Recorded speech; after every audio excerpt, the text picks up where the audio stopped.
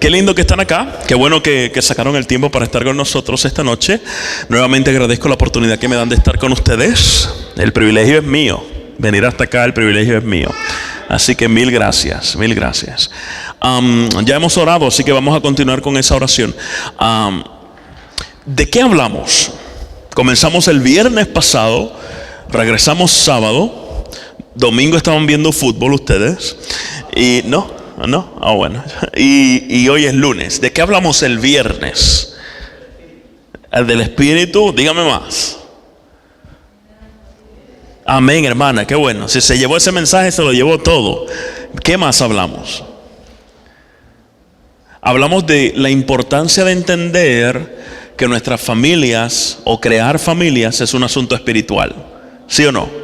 Y que el Espíritu está involucrado en todo, que Él nos ayuda a transformar aquello que hemos heredado de nuestros padres, que tal vez no es tan bueno, o aquello que hemos cultivado, porque para Dios, hermana, dígalo fuerte, no hay nada, amén, aleluya, no hay nada imposible. Hablamos también de que Dios nos conoce desde antes de nacer, desde que somos formados en el vientre, que nos santifica también en ese tiempo, si así lo pedimos, santifica a nuestros hijos, y que Cristo rompe los ciclos, rompe los patrones. ¿De qué hablamos el sábado? El sábado nos fuimos más como un seminario, ¿verdad? No fue tanto una predicación, fue más un seminario, y esta noche vamos a un seminario de nuevo. ¿Alguien recuerda? Muy bien, cómo tratar las diferencias, los conflictos, las peleas, ¿verdad? Cómo pelear justo, cómo resolver conflictos, de hecho. Cómo resolver conflictos. Y en esta noche yo quisiera comenzar leyendo unos versículos de Efesios. Efesios capítulo 6, y el versículo es el 1 en adelante.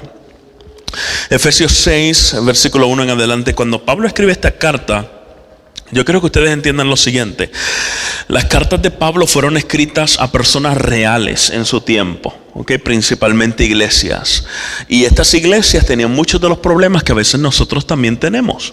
Así que como estas iglesias tenían estas situaciones difíciles, estos issues que se parecen a los nuestros, los consejos que Pablo les dio a ellos también aplicarían muy bien para nosotros. Entonces en Efesios, el caso de Efesios específicamente, Pablo trata mucho dentro del libro acerca de las relaciones, cómo relacionarse esposo, esposa, cómo relacionarnos con los hermanos de la iglesia, cómo relacionarnos padres con hijos. En aquel tiempo habían esclavos, siervos, así que también él habla acerca de cómo relacionarse los amos con los siervos. Y en el capítulo 6 él comienza hablando de esa relación entre padres e hijos. Vamos a leer algunos de los versículos. El primero dice de la siguiente manera: hijos, obedeced en el Señor a vuestros padres, porque esto es justo. Y casi siempre los padres nos detenemos allí, porque ese es el versículo más bonito de ese capítulo. Hijo, obedece a tu padre, porque es lo que es bueno por hacer, es justo. Pero él sigue diciendo más, sigue diciendo: honra a tu padre y a tu madre, que es el primer mandamiento con promesa. Versículo 3: para que te vaya bien y seas de larga vida sobre la tierra. 4: y vosotros padres, escuche bien, y vosotros padres, no provoquéis a ira a vuestros hijos, sino criadlos en disciplina y amonestación del Señor. A mí me llama mucho la atención ese versículo que es mencionado. Él dice: y vosotros padres, no provoquen a ira a vuestros hijos. Vamos a ver si se activa. ¿No? Ahí va. No provoquéis a ira a vuestros hijos, sino críenlos en disciplina, en amonestación. Hay varias cosas que podemos sacar de estos versículos. Yo quisiera enfocar una de ellas, y es la palabra disciplina.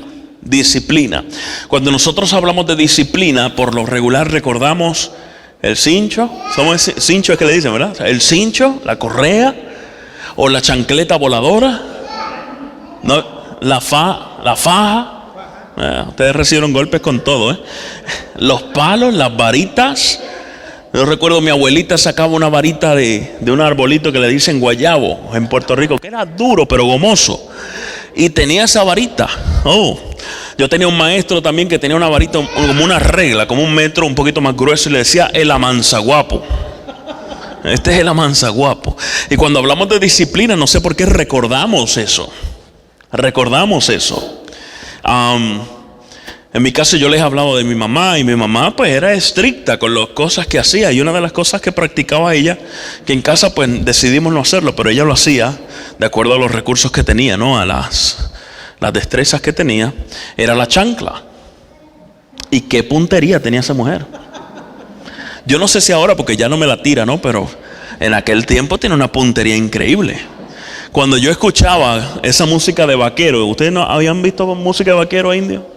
Que cuando se paraban para el duelo, se escuchaba una música, el y el viento soplaba. Ya, ¿verdad? Cuando yo escuchaba esa música, yo sabía que mami ya estaba lista para tirarme con la chancla. Y era una destreza increíble, porque ella, sin doblarse, agarraba la chancla, y cuando yo veía, empezaba a correr, y no importa que yo hubiera dado curvas, esa chancla me perseguía. Una puntería increíble. Y en ocasiones yo veía esa chancla regresar a su mano. No tanto. Ya ahí estoy exagerando. Sí, ya le añadí. Pero cuando hablamos de disciplina, pensamos en esas cosas. Ahora bien, hermanos, disciplina, y quizás esto le vaya a ampliar un poquito la definición y cómo los cristianos debemos ver la disciplina. Disciplina, la palabra disciplina viene de la misma raíz utilizada para discípulo. ¿Ok? Tal vez no sabía eso. Disciplina, discípulo. Y eso nos enseña mucho. Si nosotros queremos disciplinar, debemos hacer discípulos. Y estamos hablando de nuestros hijos. Pastor, ¿se pueden hacer discípulos a nuestros hijos? Yes. Y cuando hablamos de discípulos, ¿cuál era la relación entre un maestro y un discípulo? ¿Cómo se relacionaban? ¿Se hablaban una vez al año? Diga, hermano, ¿qué? Está pensando, vamos a pensar en los discípulos y el maestro de maestros, Jesús. ¿Cómo actuaba Jesús con sus discípulos? Vivían, esa era la mejor definición. Vivían juntos prácticamente. ¿Ya? Entonces, en ocasiones a mí me da tristeza que a veces nuestros hijos estén viviendo bajo el mismo techo, pero no viviendo con nosotros. ¿Nota la diferencia, verdad? En muchas ocasiones nuestros hijos viven en su cuarto, en su habitación, y no los vemos. No los vemos. Si no los procuramos y vamos al cuarto y tocamos la puerta o les decimos que salgan, no los vemos. Eso no es hacer discípulos. ¿Ya? Hay que estar involucrado en el mundo de nuestros hijos para discipular. Castigo sin relación no sirve. Amonestación sin relación no sirve. ¿Ok? No sirve. Puede eliminar cierto comportamiento, disminuirlo por un momento, pero nosotros no estamos buscando lo que es temporero, estamos buscando lo que es permanente. Y para hacer cambios permanentes en nuestros hijos debemos comenzar a actuar o a tocar su corazoncito. ¿Ok? A discipularlos. Y disciplinarlo también, por supuesto, pero es parte del discipulado. Porque ¿qué es la disciplina? La disciplina no son solo golpes. ¿Ok? Nosotros tenemos eso en nuestra mente. Disciplina igual a correazo. Pero no, disciplina es mucho más que eso. Pastor, ¿y hace falta? Oh, sí. Los niños no solo se requiere que los niños tengan disciplina y estructura, sino que ellos necesitan estructura. ¿Me está escuchando? Los niños necesitan estructura. ¿Usted quiere que su niño aumente en autoestima? A veces me preguntan, ¿y cómo hago para que este muchachito tenga una autoestima más alta? Bueno, comencemos por brindarle estructura. Que ellos sepan hasta dónde yo puedo llegar, hasta dónde yo puedo hablar, qué me toca a mí, qué no me toca a mí. Todo eso es estructura. Límites. No estoy hablando de que seas un padre helicóptero, ¿eh? ¿Sabes cuáles son los padres helicópteros? Los que van por encima de los muchachitos todo el tiempo. Van a haber momentos en que tu muchachito necesita un poquitito de espacio, ¿ya? Pero tampoco debe ser un padre hippie, de lo que todo es peace and love y haz lo que tú quieras. No, debe haber un balance. ¿Ok? Y en esta noche yo quiero hablar, de acuerdo a lo que ustedes me pidieron, hablar un poquito acerca de padres y adolescentes y cómo conversar. Cómo hablar. En muchas ocasiones mi especialidad es en adolescentes y familia. Gracias por el agua, hermano, usted no falla, ¿eh? Y muchas veces padres me dicen: pastor, ¿y cómo yo hablo con mi adolescente? Si es que se ha vuelto como un monstruito, como un cavernícola. ¿Y cómo así? No, hasta hablar se le ha olvidado. ¿Cómo? Oh, tú le preguntas algo y whatever, oh yeah, oye. Y es verdad, a veces actúan de esa manera. Y ahora con el teléfono, yo creo que de aquí a 10 años va a haber un montón de juventud con jorobas aquí arriba, ¿verdad? Porque es increíble la manera en que nos hemos conectado. Y a veces es difícil, es muy, muy difícil conectar con nuestros hijos y hablarles. Y este seminario, pues no solamente es para aquellos que tienen adolescentes, esto aplica para diferentes tipos de relaciones igual. Y también para los adolescentes con los que usted trata aquí en la iglesia. ¿Ya? Sería bueno que este sea un lugar seguro para ellos y que ellos se sientan entendidos, comprendidos aquí en la iglesia. Ayer estuvimos hablando o mencioné de manera breve que todos nosotros tenemos un backpack. En algunos casos es más grande que otros. ¿Qué tienes en tu mochila? Cuando tú naciste, tus padres metafóricamente hablando, colocaron en tu espaldita una mochila. ¿Qué hay en esa mochila? Hay valores, hay herramientas para lidiar con la vida, cómo resolver conflictos, cuáles son los principios, etcétera. Algunos de esos principios son buenísimos. Otros no tan buenos, pero son los que ellos tenían.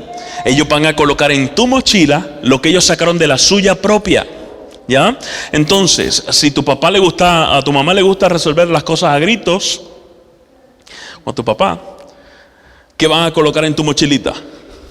Resuelve las cosas a gritos. Y va a llegar un momento en que tú vas a necesitar resolver conflictos y vas a sacudir a esa mochilita y lo que vas a sacar es lo que ellos te colocaron. Pastor, ¿y eso está permanentemente allí? No, usted y yo lo podemos cambiar. Y esa es la idea. Esa es la idea. La idea es que nosotros nos eduquemos como estamos haciendo ahora para mejorar nuestra generación y que nuestros hijos reciban en la mochila unas cositas un poquitito mejores a las que nosotros recibimos. Y que a su vez ellos tengan la capacidad de cambiar ciertas cosas y a sus hijos les den unas cositas aún mejores que las que recibieron. Y así. ¿Ok? Entonces es importante crear conciencia de qué es lo que tenemos en esa mochilita, que este hombre bendito, pobre mochilita, ¿verdad? Tiene la piernita dolorida ya de tan grande que esta mochila. ¿Qué tenemos en esa mochila? Y cómo mejorarla. Ahora bien, para nosotros hablar bien con nuestros hijos o con los adolescentes en general, debemos entender cuáles son sus necesidades. Y el sábado, me parece que fue, yo les hice a ustedes les ofrecí a ustedes una frase que les pedí que me memorizaran. No sé si la memorizaron. No, pastor, eso a mí se me olvidó cuando salimos de la puerta ya. La voy a repetir. Los comportamientos son motivados por... ¿No se acuerdan? Comienza con N y termina con necesidades. Comienza con N y termina con necesidades. Gracias, hermana. ¿Cómo lo supo? Necesidades. Entonces, si los comportamientos son motivados por las necesidades, o las necesidades motivan comportamientos, producen ciertos comportamientos, cuando vamos a hablar de nuestros hijos es importante saber cuáles son sus necesidades. ¿Ya? ¿Está bien? Para poder entenderlo mejor. Y también las necesidades de los padres. Vamos a discutir eso en un minutito nada más. ¿Ok? No me quiero detener aquí. Vamos a hablar de los adolescentes. ¿Cuáles son algunas de las necesidades de los adolescentes? Número 1, autonomía. Autonomía. Por supuesto, todas estas necesidades deben ser tratadas en un balance, ¿ya? Porque todos los extremos son malos, son nocivos, ¿ya? Entonces, cuando yo hablo de autonomía, ¿el adolescente tiene necesidad de autonomía? ¿Ustedes creen? Denme un ejemplo. Que él sienta que necesita autonomía. ¿Qué es autonomía? Vamos a ver, ¿qué es autonomía? Diga usted, hermano. Muy bien, eso es parte de la autonomía. Vamos a irnos por ahí. Nuestros adolescentes pueden tomar decisiones. Vamos más pequeños. Los niños pueden tomar decisiones. Ahí pegaron freno. Sí, también. Algunas, esa es la clave. Algunas. Usted no le va a pedir a su niño de 5 años que decida sobre si se paga el mortgage o no. ¿Verdad que no? Pero usted sí le puede pedir al niño de 5 años que escoja qué ropa se va a poner para el sábado. Tampoco le va a decir que escoja entre 100 camisas. No es que va a ir el viernes a Walmart y le va a decir, ok, mijito, 5 añitos el cipote. Y le dice, mire, aquí está Walmart, vamos a comprarte una camisa, tú escoges cuál. No, eso es demasiado. Una tienda así de grande es demasiado para él. ¿Ya? Se va a volver loco, va a salir de allí con un tic nervioso. No quiero más camisa, porque es mucho. Pero lo que sí usted puede hacer es usted escoger 2 camisas. 2 camisas. Y decirle, hey, Pablito, mira, aquí tengo 2 camisas.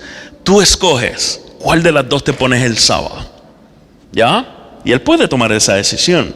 ¿Es importante que tome la decisión? Sí. Enséñele a sus hijos a tomar decisiones. Hay muchos hombres y mujeres también que llegan a la adultez y no saben. Ay, es que no estoy seguro, ¿qué puedo hacer? Enséñele desde pequeño. ¿Ok? Todas las decisiones tienen un lado bueno y uno no tan bueno. Así que es cuestión de aprender a lidiar con eso. En el caso de las 2 camisas, esté seguro que a usted le gustan las 2 camisas, porque si no le gusta una y esa fue la que escogió, le va a tocar decir que ok, ya, sea listo. Él va a escoger entre 2 opciones, pero usted está bien con las 2 opciones. Ya, sea listo. Entonces, en el caso de los adolescentes, tienen una necesidad de autonomía. No es solo tomar decisiones, necesitan tomar decisiones, sí, pero también de espacio. De espacio, ¿ok? De espacio. Y cuando hablo de espacio, se combina muy bien con lo de la privacidad. Estos muchachos a veces les gusta estar mucho tiempo a solas o en su cuarto, etcétera. Y es una necesidad, sí. Debemos entenderla, sí. Pero recuerden que todos los extremos son nocivos, son malos. No se trata de que usted diga, pues que él necesita privacidad. Hace un mes que no lo veo, pero necesita privacidad, tengo que respetársela. No. Debe tener privacidad, sí. Un espacio, sí. Y no se trata de tener dinero, ¿ok? Pastor está sugiriendo que ahora nuestros hijos todos tengan su propio cuarto y todo su detalle. No. Usted puede, los hermanos pueden dormir juntos tal vez. Son 2 hermanos y comparten un cuarto. Pero aún dentro de ese espacio pequeño que tienen, debe haber algo que sea de él. Una gavetita, una mesita, algo que sea de él o de ella, ¿ya? Que papá puede tocar, ya, usted tiene que hacerlo claro. Porque mientras viva bajo su techo, yo no sé si a ustedes le dijeron eso, pero mami me lo dijo muchas veces. Ay, mi hijito, te equivocas, porque mientras tú vivas bajo mi techo y mientras yo pague ¿Le suena familiar eso? ¿O fue a mí nada más? Ok. 2 o 3 se acordaron. Ya, papá y mamá deben hacer claro, ya, este espacio es tuyo.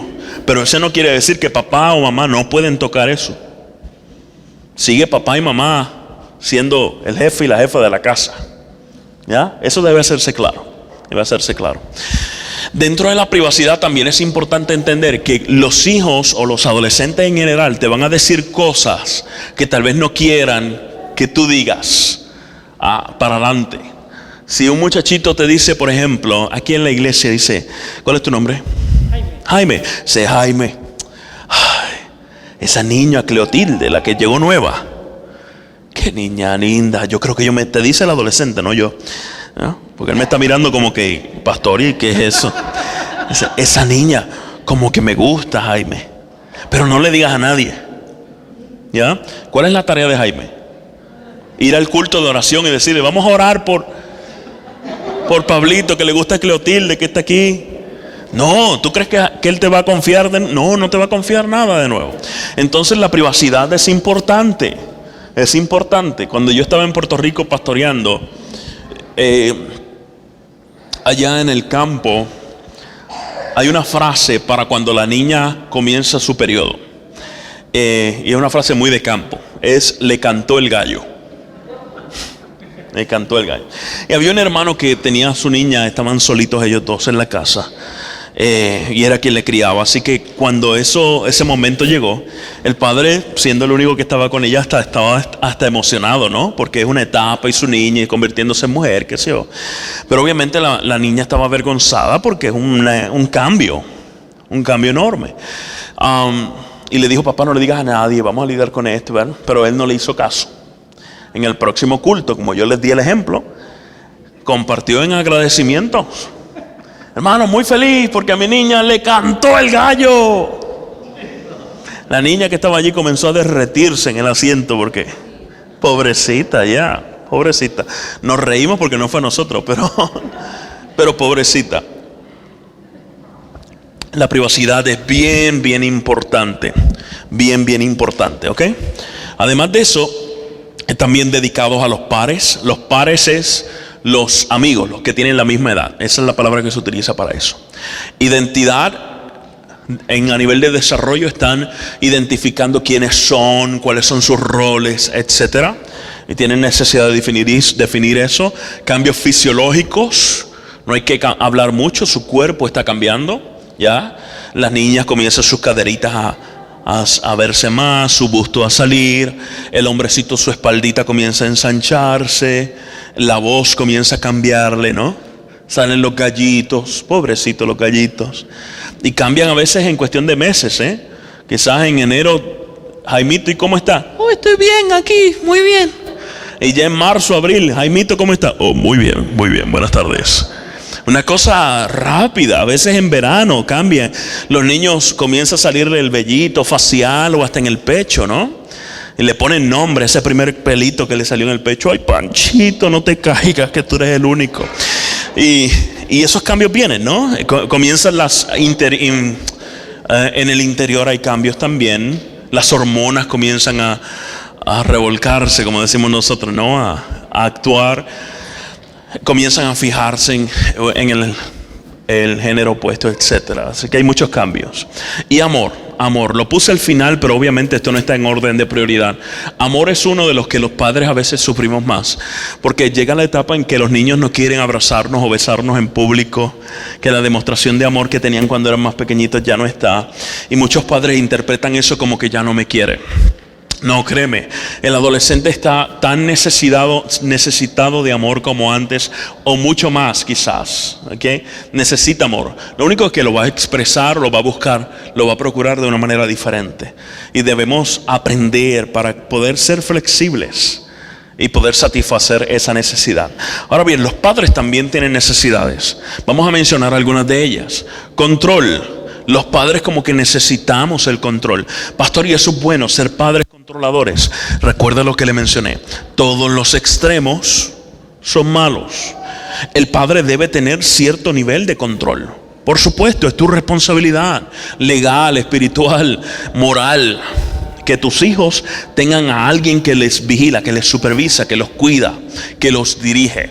Entonces esa necesidad de control, de saber que las cosas están fluyendo de manera adecuada, es parte de las necesidades de los padres. Amor, por supuesto, y lo puse aquí más arriba, fíjate, quizás más importante para nosotros, sufrimos cuando no recibimos ese amor de nuestros hijos.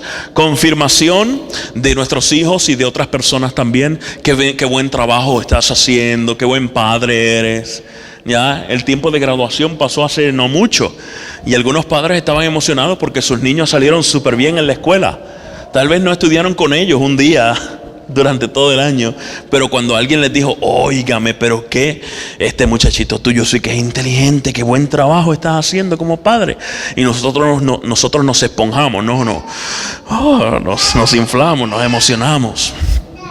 Y pues hay una necesidad de confirmación, esperanza para el futuro o esperanza de futuro. Nos alegra cuando nuestros hijos nos dicen, papá, quiero estudiar, quiero progresar, quiero aprovechar la oportunidad que estoy teniendo gracias a que tú hiciste sacrificios. O cuando te dicen, quiero tener una familia feliz, quiero casarme, quiero tener hijos, quiero amar a Jesús y quiero seguir en Jesús, quiero trabajar en la iglesia, ser el líder. Todo eso nos da ánimo, nos ayuda. Tenemos la necesidad de ver que hay esperanza, ¿ok?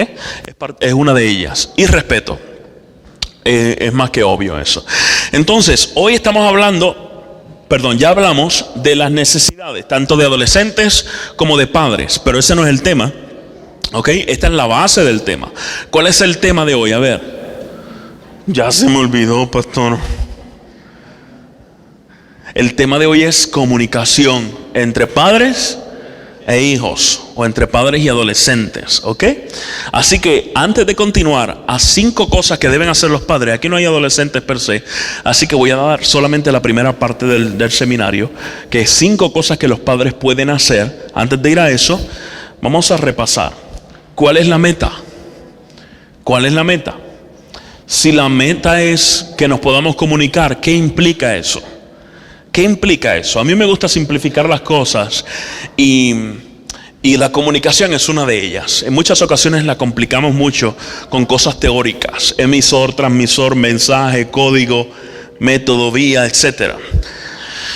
Para mí la comunicación es más simple que eso. La comunicación es como un círculo. Repita después de mí: círculo. Muy bien, la comunicación es como un... Muy bien, ¿por qué yo digo eso? Lo voy a explicar. Sí, lo que implica es que la persona A, digamos que yo soy la persona A y Jaime es la persona B. La persona A brinda un mensaje, esa es la parte de arriba del círculo. ¿Y qué debe pasar para que la comunicación se complete? Que Jaime me brinde, me dé feedback, retroalimentación, comparta mensaje también hacia mí, ¿ok? Estamos hablando de comunicación efectiva. La comunicación efectiva es como un círculo. Nuevamente, la persona A le brinda un mensaje a la persona B y la persona B le contesta. ¿Estamos teniendo comunicación efectiva usted y yo? Sí. Algunos lo dudaron. Sí, recuerden que dijimos el sábado que la comunicación no verbal es la mayor de las comunicaciones. ¿Ok? El mayor por ciento de la comunicación es no verbal. 85% es sin palabras. Y ustedes tal vez no están hablando, pero están moviendo la cabeza. Ya. Otros moviéndola para el otro lado. Otros dándole codazo cuando es algo así para el esposo. Escucha bien. Otros bostezando y durmiéndose. Es un mensaje también. No, aquí no, aquí no. Comunicación entonces es como un círculo. Muy bien. En otras palabras, lo que queremos hoy, la meta es mantener los canales de comunicación abiertos. Esto implica que voy a tener que sacrificar a veces algunas cosas para que el mensaje llegue, como mi deseo de transmitir un mensaje, como mi deseo de poner respeto inmediatamente, etcétera. Pero para eso va a haber tiempo. Por ahora lo que queremos es que la comunicación llegue, que se complete el círculo. ¿Ok? Vamos a los padres. Cosas que sí pueden hacer los padres. 5 cosas. Muy bien. Número 1. Escucha el doble de lo que hablas. Escucha el doble de lo que hablas. Si nosotros aprendiéramos a escuchar, aprenderíamos tantas cosas, hermanos. Tantas cosas. No solo de nuestros hijos, de la vida. ¿Ok? Muchas veces asumimos lo que el otro está pensando, lo que está viviendo, lo que está sintiendo, porque está actuando de esa manera. Y esa es la raíz de muchos problemas. Si nosotros tan solo escucháramos. ¿Y por qué lo enfatizo? Lo enfatizo porque a veces nosotros no sabemos, punto. Y necesitamos aprender. A nosotros, siendo babies, se nos enseña a hablar. Ese es el énfasis de los padres. ¿O no? A ver, papá, papá. Y hay competencia entre madre y padre a ver qué dice el bebé primero, si mamá o papá. Y el bebé hace, dijo mamá. No, mamá, papá, papá. Palabras sencillas, pero es una enseñanza. Mamá, papá, Deuteronomio. Cosas sencillitas así, ¿no? Pero muy pocas veces se nos enseña a escuchar. Como mucho le decimos a los hijos, tienes que aprender a escuchar. Pero no les enseñamos cómo, porque a veces asumimos que escuchar es solamente mirar y prestar atención, entre comillas. Escuchar es mucho más que eso, ¿ya? Escuchar de manera adecuada es escuchar sin juicio. Sin juicio.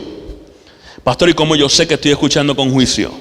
Bueno, si tú estás escuchando a alguien y mientras esa persona está hablando, ya tú estás pensando en lo que le vas a contestar, tú no estás escuchando. Y si estás escuchando con juicio. Tú digas, mira, ahí va María hablándome. Sigue hablando, que cuando respires te voy a tirar una que ya la tengo en mente. Sí. Eso no es escuchar. Eso no es escuchar. Si ya estás pensando en lo que vas a contestar sin que la otra persona termine, no estás escuchando. Escuchar sin juicio es tratar de entender a la persona, ¿ya? Y eso requiere mucho esfuerzo. Mucho esfuerzo. Mucho. Adicional a eso es escuchar activamente o colocar todos mis sentidos a la persona. Estoy viendo el juego de fútbol y llegan para hablarme.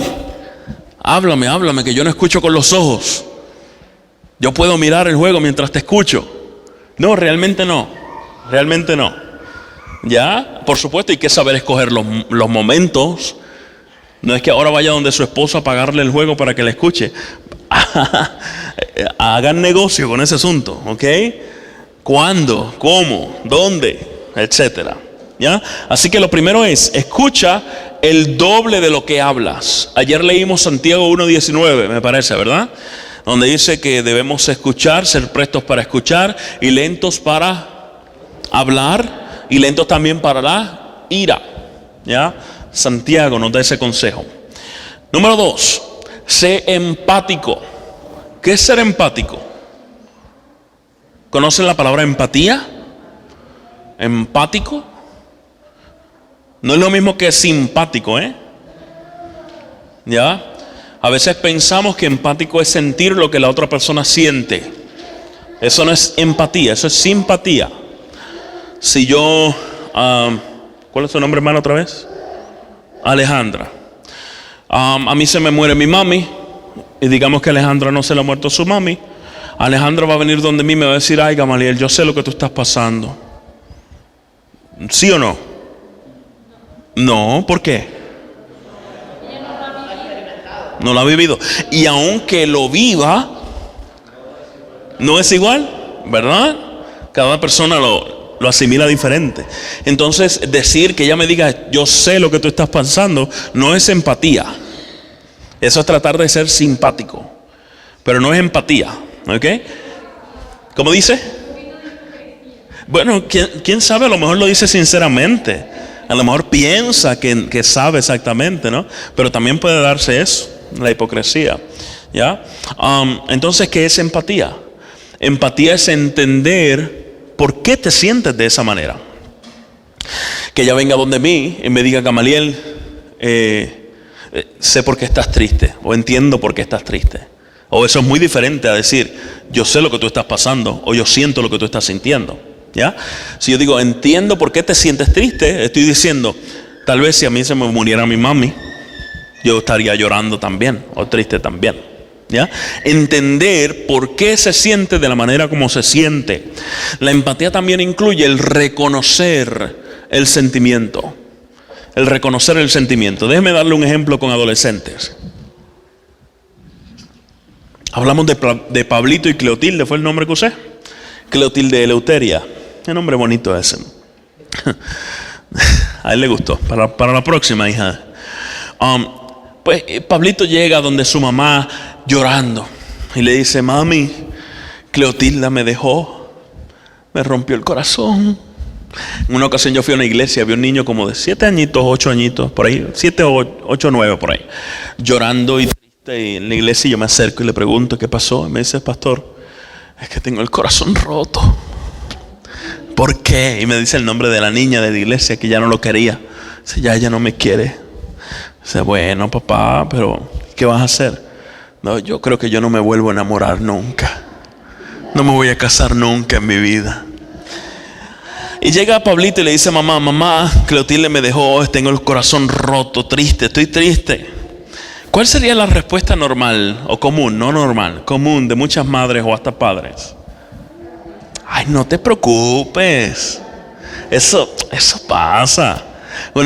Y es con buena intención. Pero en el peor de los casos a veces se dice hasta: ay, no sea tonto, no se ahogue en un vaso de agua. Eso no es nada. O aún más, este refrán es bastante conocido: ay, no te preocupes si el mar está lleno de peces. Y a veces le añaden: y tu papá era buen pescador, así que tú vas a estar bien.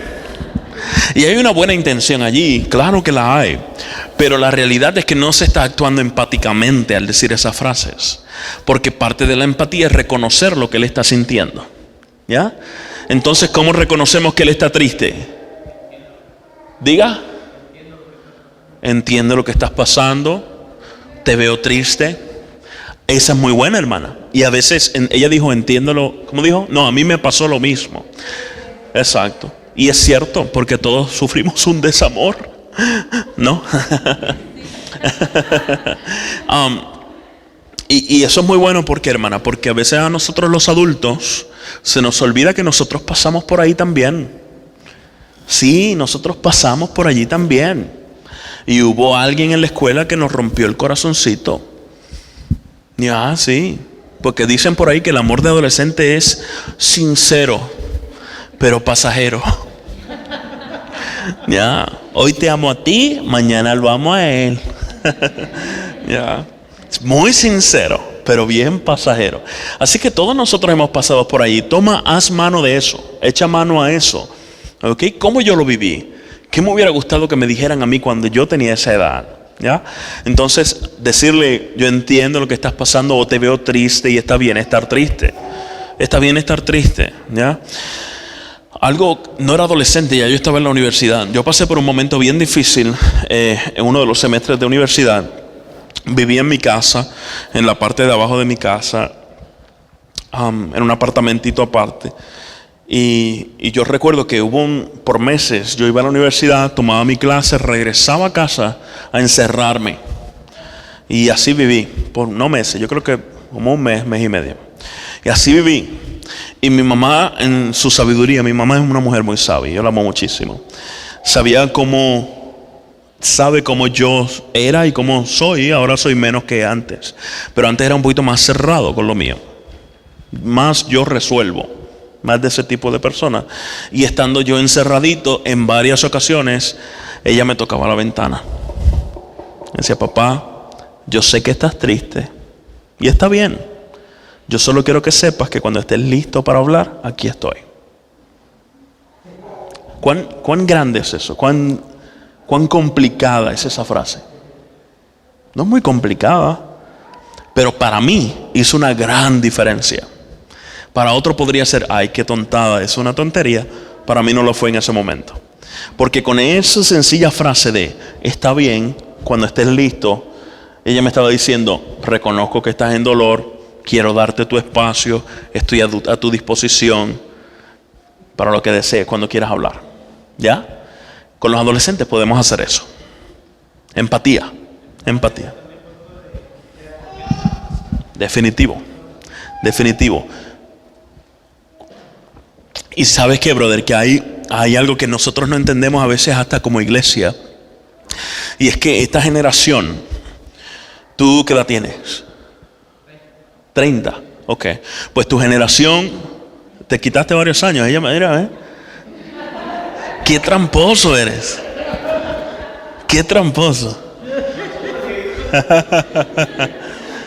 Pues mira, tu generación, o quizás un poquitito más joven aún, valora mucho, especialmente en Estados Unidos, y aquellos que han nacido acá o que han crecido acá, valoran mucho lo que es relación. Irónicamente, a veces pensamos que no es así por el hecho del internet y las redes sociales y la distancia que a veces existe, que es real también. A veces hay gente que conoce gente en China a través de la internet, pero no conoce a su vecino. Eso también lo hay. Pero hay esta generación un poquitito más joven, y los jovencitos que ustedes tienen aquí en la iglesia valoran mucho la relación. Valoran mucho la amistad, la conexión, ¿ok? En nuestro caso, los que somos un poquito más viejitos, que yo no te llevo tanto por si acaso, valga la aclaración, pero en nuestro caso crecimos con una generación que era un poquito diferente, un poquito más distante, donde los líderes te decían, es por allí que hay que irse, y tú decías, ok, por allí. Ahora la juventud, que valora un poquito más la relación y entiende el mundo de una manera diferente, el líder que le dice, arranca por ahí, te va a decir, pero ¿por qué? ¿Cuál es el beneficio de irnos por allí si yo tengo información de que nos podemos ir por acá también? ¿Ya? Y cuando valora la relación, si yo me relaciono con él, conecto con él, cuando yo le diga, vámonos por ahí, va a decir, yo tengo información de por acá, pero tú y yo tenemos una relación buena y yo confío en ti, vámonos por ahí. ¿Me sigas? Y no sé por qué te estaba diciendo esto, pero ¿a dónde quería llegar? ¿Qué era lo que tú me dijiste? ¿Tú me dijiste algo? Hablaba de la confianza. Y la confianza está basada nuevamente en la relación. Recuerden que al principio les hablé de discipulado. Eso es lo que hace el discipulado. El discipulado es ayudarle a la otra persona a crecer en la vida. en la vida. Jesús, nos presentó eso como parte de la comisión incluso. Enséñale, bautízales, discipúlales. No solo bautízales y olvídate de ellos, no, bautízales y ayúdales a crecer, a caminar en mí. Y con los hijos es exactamente lo mismo. Confianza. Cuando somos empáticos, creamos confianza. Y parte de esa empatía debe tener genuinidad. ¿Ok? Genuinidad, que es el próximo. Ser genuino. Ellos saben cuando la persona con quien está hablando no es genuina. Cuando solo está aparentando. Y las hay.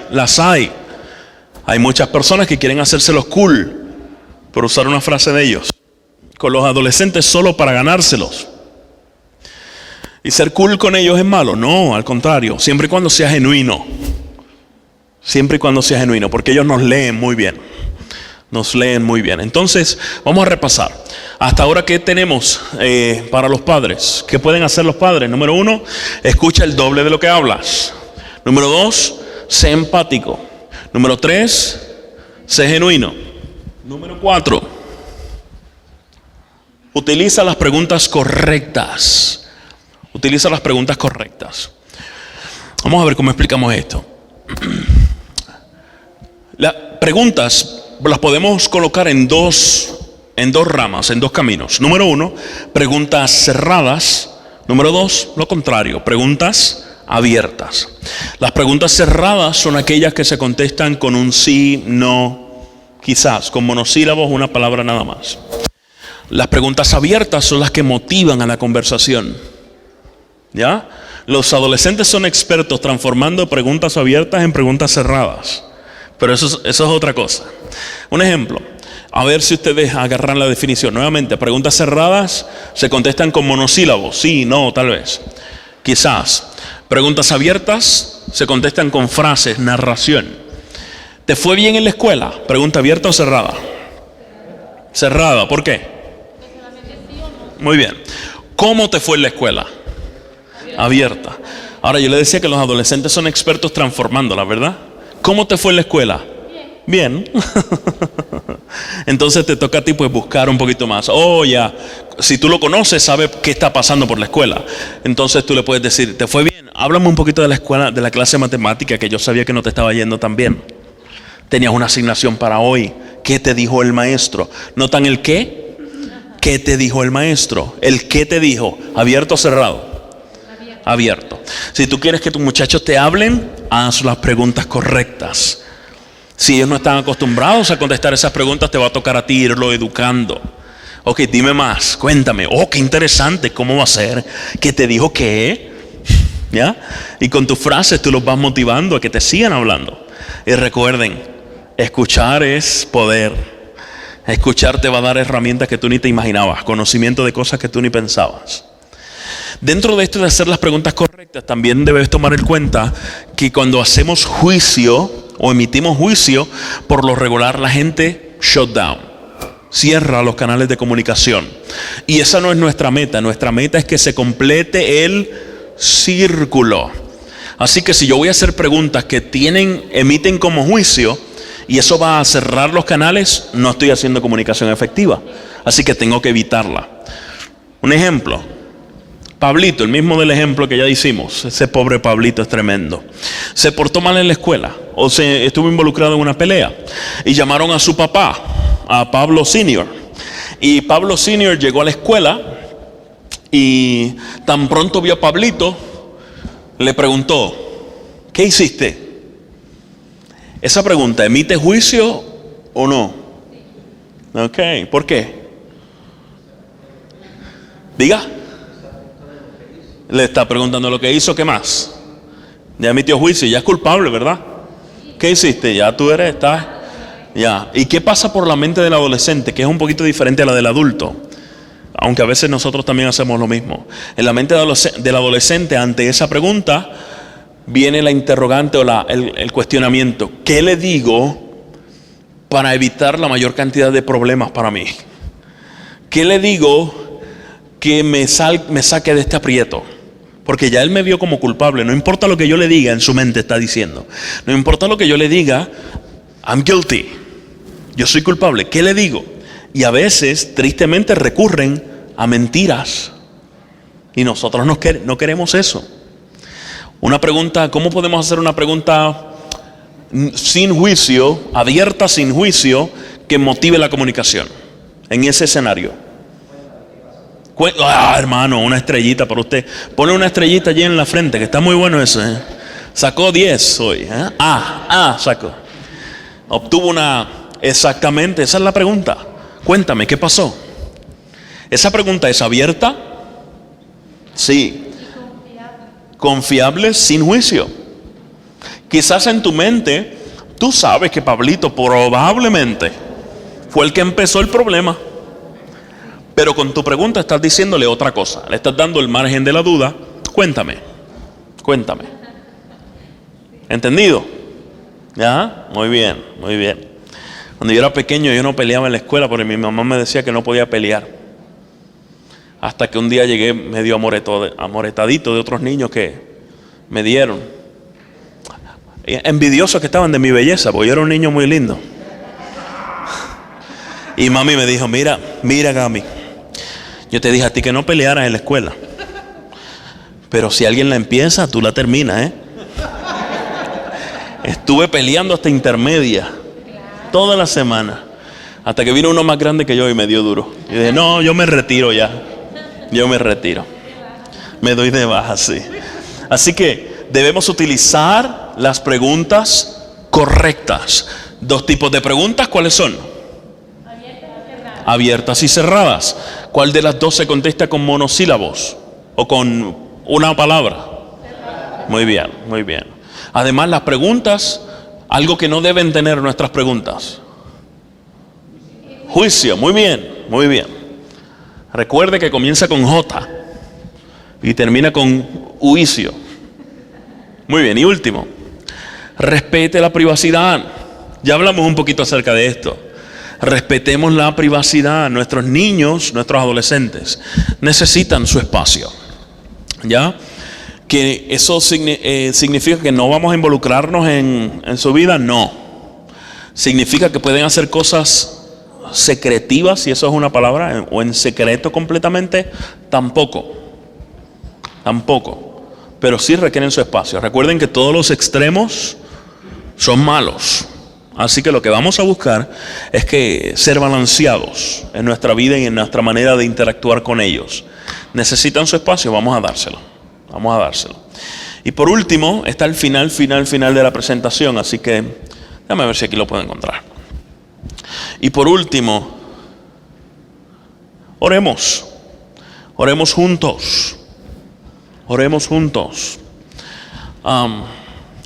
Nuestros muchachitos necesitan mucha oración. Y la van a obtener principalmente de nosotros los padres, de nosotros los adultos. Oremos por nuestros hijos, oremos con nuestros hijos. Es importante, la oración puede mucho. No se trata de que con la oración convencer a Dios de que nos bendiga. No, la naturaleza de Dios es amor y bendición. Él te está bendiciendo aunque tú no lo pidas. El único detalle es que a veces nosotros no estamos listos para recibir ciertas bendiciones porque no oramos y no le permitimos a Dios que ensanche nuestro corazón, que abra nuestros ojos. Hay muchas bendiciones que recibimos que nosotros ni nos enteramos de ellas porque estamos prestando atención a otras cosas. Cuando oramos, nuestra vista entonces deja de fijarse en aquello para fijarse en lo que Dios quiere que nos fijemos, y entonces vemos las bendiciones que Él nos da. A veces hay bendiciones, mira cómo yo lo explico de manera sencilla. Si tu corazoncito es el que recibe las bendiciones, va a recibir bendiciones que quepan en ese corazoncito. Si tu corazoncito está así, va a recibir bendiciones así. ¿Qué hace la oración? La oración y la relación con Dios, ¿qué hace? Expande el corazón y lo abre, hermana. Oh sí, y lo abre. Entonces ahora la bendición que puede entrar a ese corazón es mucho mayor. ¿No era que estaba ausente la bendición? No, es que nosotros no teníamos los ojos puestos en donde Dios quiere que los pongamos, y que nuestro corazón no se había abierto, no estábamos dispuestos aún entre cristianos. No estábamos dispuestos a recibirla. Dios nos bendice diariamente, diariamente. Antes de yo mudarme acá, y termino con esto ya. Antes de yo mudarme acá, vivíamos en Puerto Rico. Mi esposa recibió la bendición de un trabajo. Mañana les voy a contar eso. ¿Ya no me crees? También ese cierro hoy. Pero mañana les cuento qué pasó con mi esposita y el trabajo. Es una historia muy interesante. Bueno, la cosa es que mi esposa se muda acá en mayo. Y yo me quedé en Puerto Rico porque tenía unas semanas de campamento de jóvenes que iba a predicar allá, en una asociación allá, en junio. Así que me quedé con mis niñas. Estando yo en ese campamento, me relacioné con muchos adolescentes y jóvenes. Y ellos me empezaron a preguntar: pastor, ¿usted se va y cuál es su Facebook? Y yo, ¿mi qué? Yo tenía idea, pero no tengo. ¿Cómo que no tiene, pastor? No puede ser. ¿Y cómo vamos a comunicarnos con usted? Y dije: no te preocupes, que cuando yo me vaya de aquí voy a abrir uno. Y así lo hice. Salí y abrí mi Facebook para poder comunicarme con todos ellos. Un día estaba yo navegando por la internet y yo dije: déjame escribir algo. Estaba muy agradecido por Dios y por lo que Dios hace, así que escribí algo en Facebook que decía como esto: te invito a que cuentes las bendiciones de Dios, o las bendiciones que Dios te ha dado en el día de hoy. Busca un lápiz, un papel y escríbelas. Dios te ha bendecido muchísimo. Hazlo. Al final del día yo entré de nuevo a navegar y a verificar, y tenía un mensaje de un familiar que dice ser ateo, pero de esos ateos que piden ayuda de Dios cuando hay problemas. ¿Los conocen? Ya, Señor, estoy enfermo. No creo en ti, pero ayúdame. Y él me escribe y me dice: Gamaliel, hice lo que me pediste y tristemente no fui bendecido. Mira lo que me pasó. En la mañana le iba a preparar desayuno a mis nietos y lo quemé todo. Salimos a la escuela y se me reventó una llanta, neumático, una goma. Se me reventó. Llegaron tarde a la escuela, arreglé la llanta, llegaron tarde a la escuela. Regresé a la casa, iba a jugar tenis con un amigo y comenzó a llover fuertísimo. Y así comenzó a enumerarme todas las cosas malas que le habían pasado durante el día. Ustedes saben que los pastores no se quedan callados. Eso es un error, un problema nuestro. Y mientras yo leía, yo decía: Señor, ¿qué le voy a contestar a este hombre? Tengo una idea. Después de leer todo y meditar un poquito, le escribí: querido familiar, siento un poquito lo que te ha pasado, pero déjame decirte, es una bendición tener nietos y tener comida, aunque se te queme. Es una bendición tener un carro y tener la oportunidad de llevar tus nietos a la escuela. Tener el dinero para arreglar tu llanta el mismo día es otra bendición. Es una bendición tener amigos con quien planear jugar tenis. Es una bendición que Dios haya permitido la lluvia de hoy para que riegue las plantas que tú nunca cuidas. Y así seguí enumerándole todas las cosas que Él me había dado. Se las estaba devolviendo con un pequeño twist. Al final le escribí: querido, déjame informarte, hoy fuiste grandemente bendecido. Al otro día, eso fue de noche, al otro día entro de nuevo para ver si me había contestado. Estaba yo bien curioso y me había sacado de su listado de amigos. Ya. La realidad es que Dios nos bendice, hermanos. Si tienes adolescentes en tu vida, sean tus hijos, sobrinos, amigos de aquí o hermanos de la iglesia, es una bendición. Cuídalos. Enséñales cómo hablar, cómo comunicarse, cómo relacionarse con otros. Y si es posible, que la mayoría de esa enseñanza sea sin palabras, que sea con tu ejemplo.